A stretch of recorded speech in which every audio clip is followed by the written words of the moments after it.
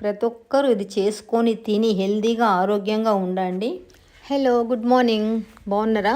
మీరందరూ బాగుండాలి, అందులో నేను ఉండాలి. చాలామంది ఇది వేస్ట్, మనకి ఇది అవసరం లేదని పైదంతా తీసేసి పారేస్తారు. కానీ పారేసే దాంట్లోనే అధికంగా ఫైబర్ ఉంటుంది. ఫైబర్ అంతా పారేసి పిప్పి తింటున్నాం మనము. మలినాలన్నీ బయటికి వెళ్ళిపోయి శరీరము ఆరోగ్యంగా, దృఢంగా, వజ్రతుల్యంగా ఉండాలంటే ఏది చేసుకోకున్నా నేను చూపించే రెసిపీ మటుకు తప్పకుండా చేసుకొని తినండి. 1/2 కిలో బీరకాయలు తీసుకొని వాటిపైన కాట్లలాగా ఉన్నదంతా తీసేసి బీరకాయకు పైన ఉన్న మిగతా పొట్టంతా ఈ విధంగా తీసేసుకోవాలి. ఇది లాస్ట్ బీరకాయలన్నీ పొట్టు తీసేసిన. నాకు పొట్టు కొంచెం ఎక్కువ కావాలని కొద్దిగా ఎక్కువనే పీల్ తీసిన. అంత తీయకపోయినా పర్వాలేదు, నాకు పొట్టు కావాలి కాబట్టి తీసుకున్నాను. తీసుకున్న పొట్టునంతా వాటర్ పోసుకొని నీట్గా 3-4 సార్లు బాగా కడుక్కోవాలి. బీరకాయల మీద మందు కొడతారు కాబట్టి బాగా కడగాలి. ఒక 5 నిమిషాలు నానబెట్టి మంచిగా నీట్గా కడిగి శుభ్రపరిచిన పొట్టులోంచి వాటర్ అన్నీ పిండేసి ప్లేట్లో పెడుతున్నా. దీనిలో ఉన్న పోషకాల విలువ తెలిస్తే మీరు ఎప్పుడు పారేయరు, ఇక ముందు ఎప్పుడు పారేయకండి. స్టవ్ వెలిగించి కడాయి పెట్టుకొని కడాయిలో ఒక గుంట గరిటెడు నూనె పోసుకోవాలి. 1/2 కిలో బీరకాయల నుంచి వచ్చిన పొట్టు కోసము 12 పచ్చిమిరపకాయలు తీసుకున్నా. ఒక గుప్పెడు పొట్టు తీసిన ఎల్లిపాయలు తీసుకున్నా. 1 టీ స్పూన్ జీలకర్ర తీసుకున్నా. 1 నిమ్మకాయ సైజు చింతపండు కడిగి తీసుకున్నా. రుచికి సరిపడా సాల్ట్, 1 టీ స్పూన్ సాల్ట్ తీసుకున్నా. ఇక్కడ నేను కాగిన నూనెలో పచ్చిమిరపకాయలు వేసి వేయించుకోవాలి. ఎల్లిపాయలు ఎంత ఎక్కువ వేస్తే అంత హెల్త్కి మంచిది, టేస్ట్ పరంగా కూడా చాలా బాగుంటుంది. పచ్చిమిరపకాయలు వేగిపోయిన తీసేస్తున్నా. ఇప్పుడు అదే కడాయిలో ఉన్న నూనెలో బీరకాయ పొట్టు మొత్తం వేసి దూరగా వేయించుకోవాలి.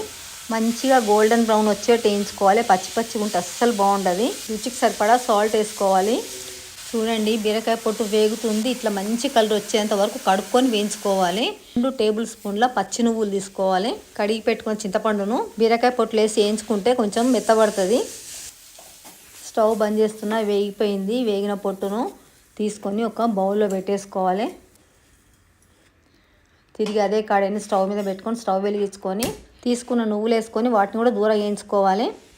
నువ్వులు వేగేలోగా ఒక మిక్సీ జార్ తీసుకొని అందులో టీ స్పూన్ జీలకర్ర వేసుకొని ఎల్లిపాయలు వేసుకొని వేగిన నువ్వులు కూడా జార్లో వేసేసుకోవాలి. మిక్సీ జార్లో మళ్ళీ కడాయిని స్టవ్ పైన పెట్టుకొని స్టవ్ వెలిగించుకొని ఒక గుంట గరిటెడు నూనె వేసుకోవాలి. పచ్చడి పోపు కోసము వేడైన నూనెలో ఒక 2 ఎండుమిరపకాయలు ముక్కలుగా కట్ చేసుకొని వేసుకోవాలి. 1 టీ స్పూన్ శనగపప్పు, 1 టీ స్పూన్ మినపప్పు, 1 టీ స్పూన్ ఆవాలు, ఒక 2-3 రెబ్బల కరివేపాకు తుంచుకొని కడాయిలో వేసుకొని చిన్న స్పూన్ మెంతిపిండి వేసుకొని అన్నీ కలిపి వేయించుకొని స్టవ్ బంద్ చేసుకోవాలి. మిక్సీని జార్కు ఫిట్ చేసి మిక్సీలో వేసుకుని 1-2 తిప్పులు తిప్పాలి.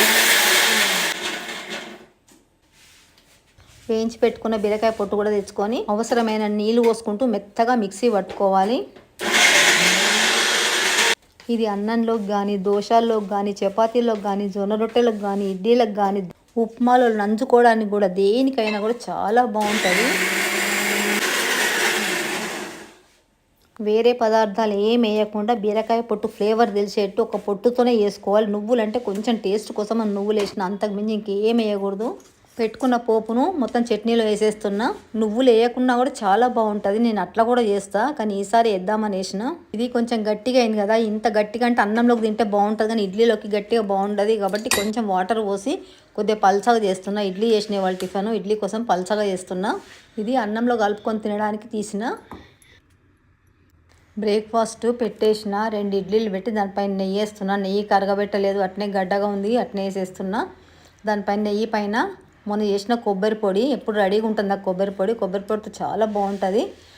చుట్టూ మనం ఇప్పుడు చేసుకున్న బీరకాయ పొట్టు చట్నీ, కొబ్బరి పొడి, నెయ్యి, బీరకాయ పొట్టు చట్నీతో చాలా బాగుంటుందండి. ఒక్కసారి ట్రై చేసి తిని చూడండి. అట్లా నేను తింటున్నా చూడండి. ఇప్పుడు